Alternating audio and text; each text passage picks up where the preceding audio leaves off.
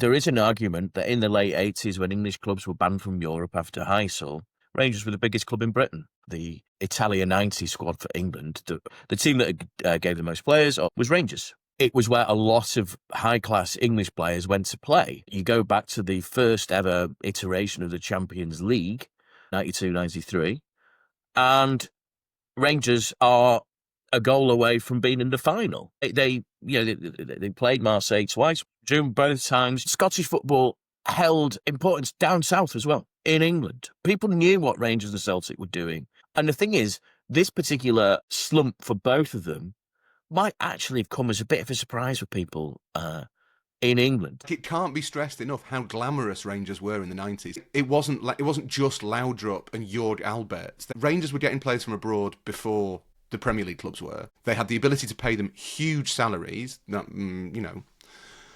with some questionable methods, allegedly. There was a bit of a scandal about that. But they were paying massive salaries to these really big-name players from all over Europe. And they were a genuine force, Rangers. Whether either of them were bigger than Liverpool and United and Arsenal, say, I don't know. That's difficult to quantify. But they were on a par, certainly. And you would have said at various points in the 90s, certainly until like the great Ferguson teams kicked in, that you could have made the case Rangers were the best team in Britain.